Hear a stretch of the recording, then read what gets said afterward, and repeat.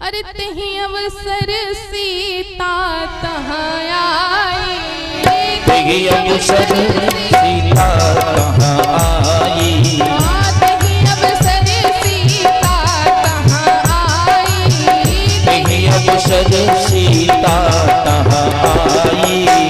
गिरिजा पूजन जननी पठाई, ओ गिरिजा पूजन जननी पठाई, गिरिजा पूजन जननी पठाई, गिरिजा पूजन जननी पठाई। जिस समय राम जी लक्ष्मण जी पुष्प वाटिका में प्रवेश करते हैं, उसी समय पर महल में माता सुनैना माता सीता को भेजती हैं गिरिजा जी के पूजन करने के लिए। और माता सीता अकेले नहीं जाती, कौन कौन जाता है? संग सखी सब सुभग सयानी, संग सखी सब सुभग सयानी, संग सखी सब सुभग सयानी, संग सखी सब सुभग सयानी। गावहि गीत मनोहर वाणी, ओ गावहि गीत मनोहर वाणी, गावहि गीत मनोहर वाणी, ओ गावहि गीत मनोहर वाणी। मज्जन करि सर सखिन समेता, मज्जन कर सब सखिन समेता, मज्जन करि सर सखिन समेता, मज्जन कर सब सखिन समेता। गई मुदित मन गौरी निकेता, गई मुदित मन गौरी निकेता, गई मुदित मन गौरी निकेता, ओ गई मुदित मन गौरी निकेता। माता सीता अपनी 8 सखियों के साथ, माता सीता के साथ सदैव 8 सखी चलती थी, 4 पीछे 4 आगे और बीच में माता सीता विराजमान होती थी। और 8 सखियों के साथ माता सीता गिरिजा जी के मंदिर जा रही है। गिरिजा जी के मंदिर में जाने के पहले सरोवर में माता ने मज्जन किया। देखिए, एक निवेदन करें, जब हम किसी मंदिर में जाएं तो सबसे पहले हमको अपने हाथ पैर पवित्र कर लेने चाहिए, धुल लेने चाहिए, उसके बाद मंदिर में जाना चाहिए।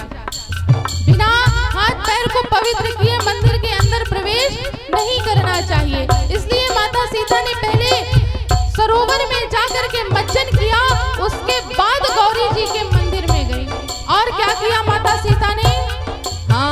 पूजा कीन अधिक अनुरागा, पूजा कीन अधिक अनुरागा, पूजा कीन अधिक अनुरागा, पूजा कीन अधिक अनुरागा।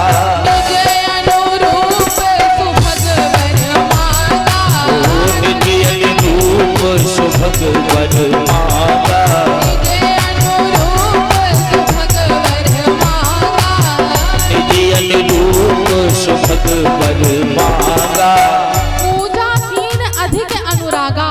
माता सीता पूजा तो रोज करती थी, लेकिन आज कुछ अधिक अनुराग के साथ कर रही हैं। जब व्यक्ति के जीवन में कोई विशेष कार्य आने वाला होता है तो भगवान की पूजा में ज्यादा मन लग जाता है। कोई बच्चे का पेपर हो और उसने अच्छे से तैयारी ना की हो ना, तो भगवान को एक की जगह 4 अगरबत्ती दिखाएगा, कहेगा भगवान आज मेरा पेपर बन जाए, किसी भी प्रकार से मैं पास हो जाऊं। बड़े अनुराग के साथ पूजा करेगा। किसी को नौकरी में जाना होगा तो बड़े अनुराग के साथ करेगा, भगवान आज मेरी नौकरी लग जाए। जब किसी भी व्यक्ति के जीवन में कोई विशेष समय आने वाला होता है तो भगवान में उसका मन ज्यादा ही कुछ लग जाता है। माता सीता पूजा तो करती थी, आज बड़े अनुराग के साथ कर रही हैं। और माता सीता ने गिरिजा जी से कहा कि माता आप तो सब कुछ जानती हैं, और आप सब कुछ जानती हैं, तो सब कुछ जानने के बाद मेरे अनुरूप आप मुझको वर की प्राप्ति कराइए। अभी हम आप होते, अगर कलयुगी बच्चा कोई होता, बेटी होती, कहती मैं तो उसी से शादी करूंगी, भगवान उसी से मेरी शादी कराइएगा देवी। अपनी पहले ही मनोरथ बता देती है कि इससे करनी है, अगर इससे शादी नहीं हुई तो मैं तो जहर खा के मर जाऊं। अपने घर वालों को डराने के लिए यही एक टोटका अपनाया जाता है, तो मजबूरी में माँ बाप कर देते हैं। इसलिए यहाँ पर माता सीता ने ये कहा है भगवान से, माता से कहा कि आप मेरे अनुरूप मुझको वर की प्राप्ति कराइएगा। माता सीता ने गिरजा जी का पूजन किया, वरदान मांगा और जैसे ही बाहर निकली तो उनके साथ 8 सखियां आई थी, लेकिन 7 तो दिखाई दी, एक नहीं दिखाई दी। एक सखी सिया संग बिहाई, एक सखी सिया संग बिहाई, एक सखी सिया संग बिहाई, एक सखी सिया संग बिहाई। गई रही देखन फुलवारी, गई रही देखन फुलवारी, हो गई रही देखन फुलवारी। माता सीता जैसे ही बाहर आई मंदिर के तो उन्होंने देखा कि 7 सखियां तो हैं, लेकिन एक कहाँ गई। जब तक ढूंढना शुरू हुआ इतने में वो सखी दौड़ी दौड़ी आई। तब सखियों ने पूछा तुम कहाँ चली गई थी? तब वो सखी हाँफते हाँफते बोली रुक जाओ, मुझको सांस तो लेने दो। कहे क्या हुआ, तुम कहाँ गई थी?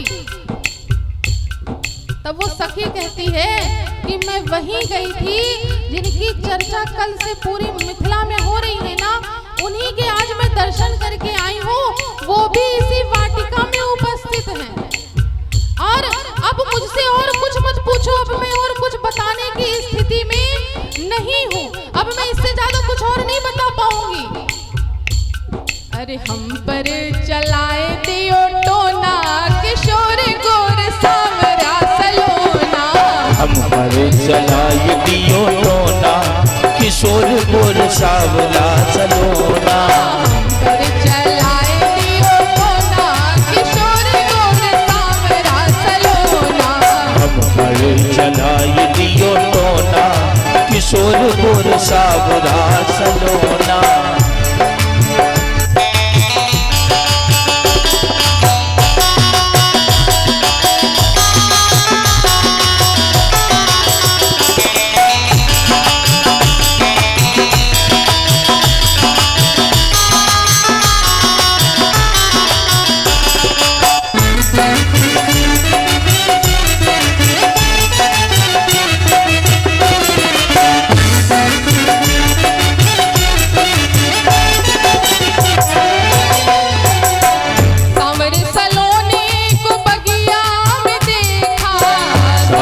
सलोनी को बगिया में देखा, सावरे सलोनी को बगिया में देखा, सावरे सलोनी को बगिया में देखा, बगिया में देखा सखी, बगिया में देखा, बगिया में देखा सखी, बगिया में देखा।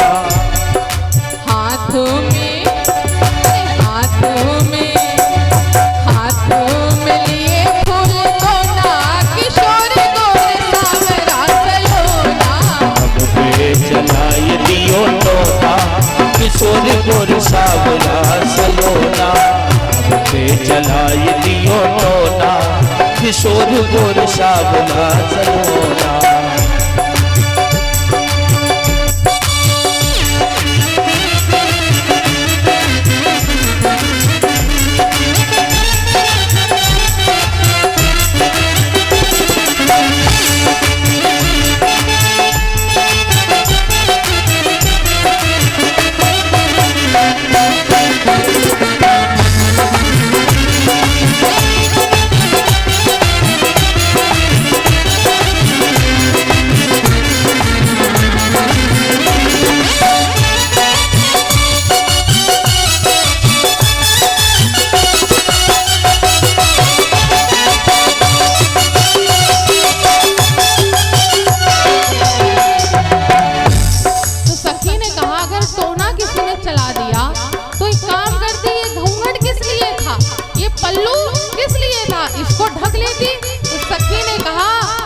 मैं बताती हूँ, रुक जाओ पूरी बात। और सखी क्या कहती है?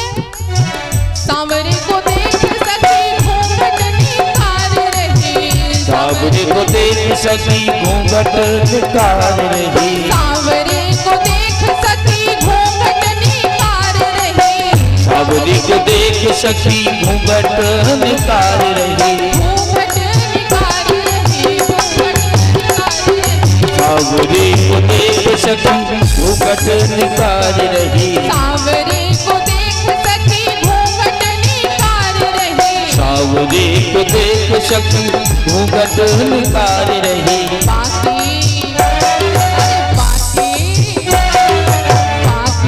रहा एक कोना किशोर गोर सांवरा सलोना,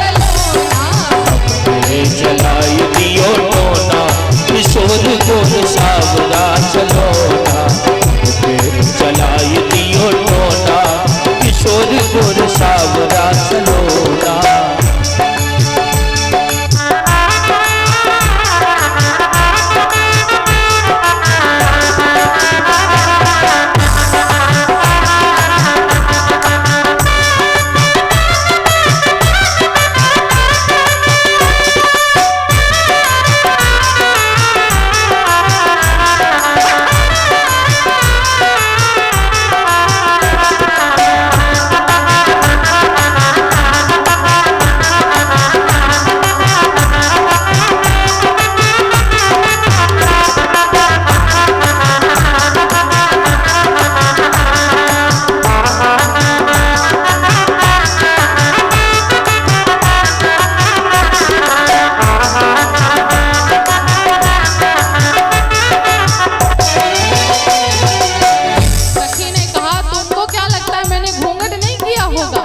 जैसे ही मेरी नजर उन पे पड़ी ना, मैंने घूंघट कर लिया। लेकिन क्या बताऊं, उस घूंघट में एक कोना रह गया और उसी कोने से मुझको टोना लग गया।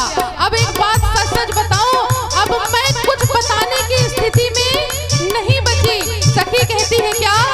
सांवरे को देख सखी शर्माए गई, सांवरे को देख सखी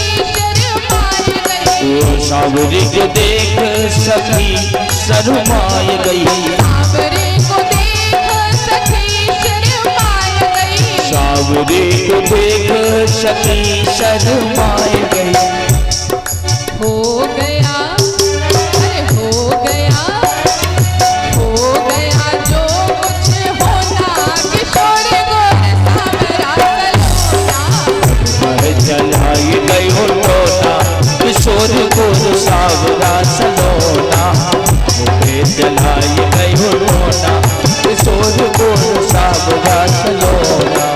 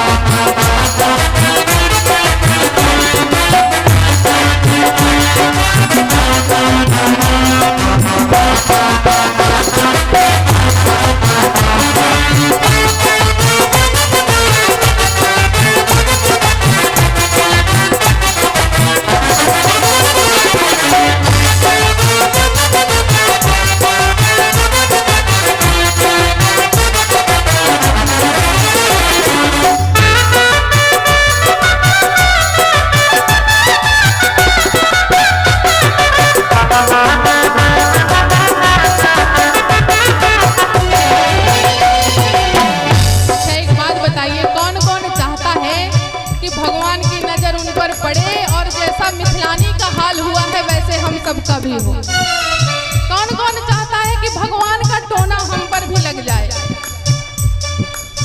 कौन कौन चाहता? पूरे पूरे हाथ उठा के मीठी मीठी तालियों के साथ।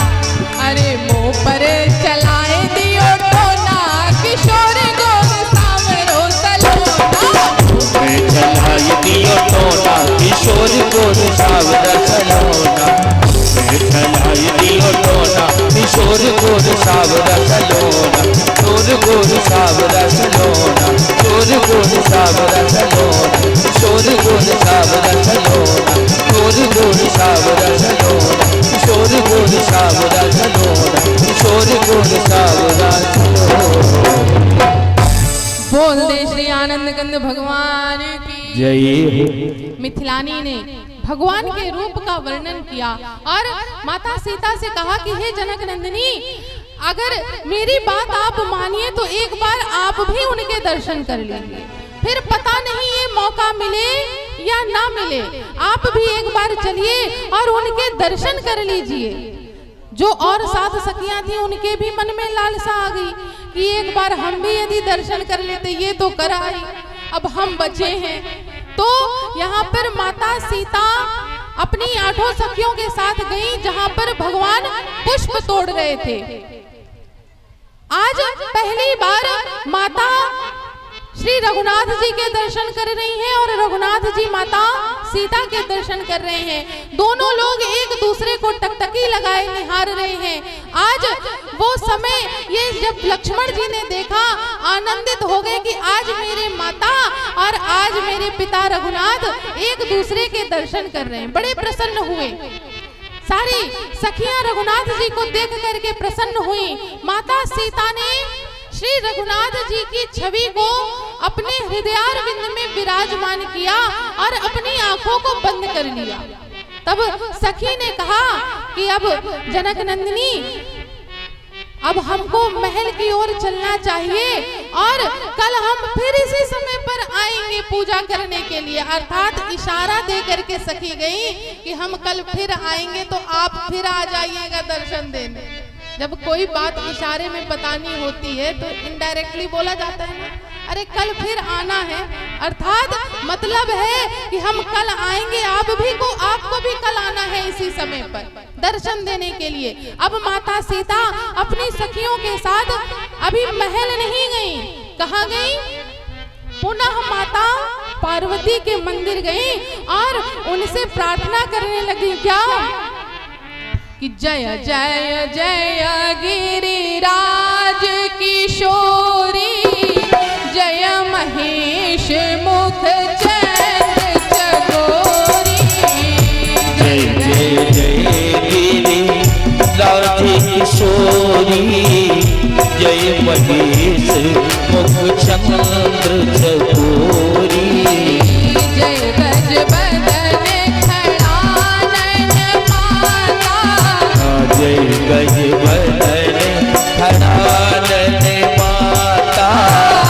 जगत जननी दामिनी द्युति गाता, जगत जननी दामिनी द्युति गाता।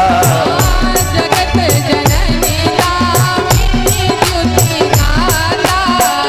जगत जननी दामिनी द्युति गाता। माता सीता पुनः माता के मंदिर गई और कहने लगी, माता आप तो भोले बाबा की प्यारी हैं, आप तो गणेश जी की माता हैं, खड़ानन की माता हैं, अपने पति को प्यारी हैं, हे माता वंदना करती हूँ। और माता सीता क्या कहती हैं? हाँ मोर मनोरथ जानहुनी के, मोर मनोरथ जानहुनी के। बसहु सदा उर बसहु सदा पुर सबरी के। बसहु सदा बसहु सदा पुर सबरी के। माता सीता ने कहा कि हे देवी, आप मेरा मनोरथ जानती हैं तो आप मेरे उस मनोरथ को पूरा करिएगा। तब माता गिरजा ने आशीर्वाद दिया, आशीर्वचन दिया कि जाइए सीता, जनक नंदिनी आप निश्चिंत हो जाइए, आप जिससे चाहती हैं आपका विवाह हो जाएगा। माता सीता आशीष देती हैं, माता गौरा आशीष देती है माता सीता को। क्या कहती हैं कि मन जाहि राच्यो मिलहि सोवर, सहज सुंदर सावरो।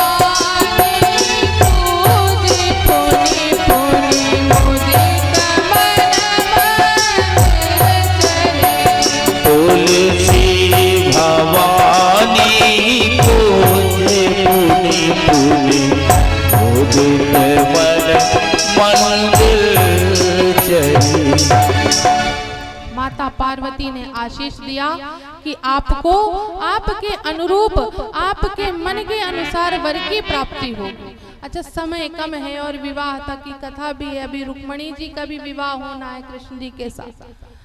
प्रसंग तो बड़े लंबे हैं, कथा तो बड़ी लंबी है, लेकिन अब समय का भी अभाव है। तो आइए अब हम और आप धनुष यज्ञ की ओर चलते हैं, जहां धनुष यज्ञ का आयोजन हुआ। दीप दीप के राजा आए हुए हैं, 14 भुवनों से राजा आए हुए हैं और सभा लगी जनकपुरी में। स्वयंवर का आयोजन हुआ। बंदी जनों ने घोषणा सुनाई कि जो इस शिवजी के धनुष पर प्रत्यंचा चढ़ाएगा उससे जनक नंदिनी का विवाह हो जाएगा। बंदी जनों ने घोषणा सुनाई। रघुनाथ जी का विश्वामित्र जी के साथ आगमन हुआ। जनक जी ने सबसे ऊंचा स्थान विश्वामित्र जी को प्रदान किया, आसन पर विराजमान कराया। उसी समय पर माता सीता का आगमन हुआ और माता सीता माता सुनैना के बगल में विराजमान होती हैं और धनुष यज्ञ प्रारंभ होता है। धनुष यज्ञ प्रारंभ हुआ। दीप दीप के जो राजा महाराजा आए, अब सब अपने बल का प्रदर्शन करने के लिए आतुर होने लग गए। बंदी जनों ने घोषणा करी तो अब यहाँ पर राजा एक एक करके धनुष के पास उठ के जाने लग गए प्रत्यंचा चढ़ाने के लिए। एक राजा जी उठे, विशाल शरीर था उनका। अब वो उठे, थोड़ा अपना बल का प्रदर्शन किया, पौरुष का प्रदर्शन किया और धनुष के पास पहुंचे। धनुष को प्रणाम किया और कहा कि हे धनुष महाराज, आप उठ जाइएगा। अगर मुझसे ना उठिए तो यहाँ जितने राजा बैठे हैं किसी से मत उठिएगा। और जब वो राजा जी ये प्रार्थना कर रहे थे तो 9,999 राजा ये प्रार्थना कर रहे थे कि इससे ये धनुष ना उठे, बाकी चाहे किसी से भी उठ जाए। दोनों लोग एक दूसरे के विपरीत प्रार्थना करने लग गए। अब वो महाराज उठे और पहले तो एक हाथ से धनुष को उठाया कि अरे ये तो हल्का सा है, उठ जाएगा। जब सीता जी उठा सकती हैं, इतनी सुकुमार, तो हम तो उठा ही सकते हैं, बलशाली हैं। तो उन्होंने उठाना को किया, एक हाथ से पहले उठाया। जब नहीं उठा तब उन्होंने दोनों हाथ लगाए। अब दोनों हाथ से भी नहीं उठा। फिर जितना बल था राजा जी ने लगाया, लेकिन वह धनुष हिला तक नहीं। अब राजा जी नीचे को सिर करके बैठ गए। तब दूसरे राजा जी उठे, उन्होंने भी यही प्रार्थना करी। इस प्रकार करते करते सभी राजाओं ने उस धनुष को उठाने का प्रयास किया, लेकिन वह धनुष हिला तक नहीं। अब राजा जनक जी को क्रोध आया और उन्होंने कहा कि अब मैं जान गया कि ये सृष्टि वीरों से खाली हो गई है। वीर विहीन मही में जाना, मैं जान गया कि अब इस सृष्टि में कोई वीर नहीं बचा। अगर मुझको ये पता होता तो मैं ऐसी प्रतिज्ञा कभी नहीं लेता।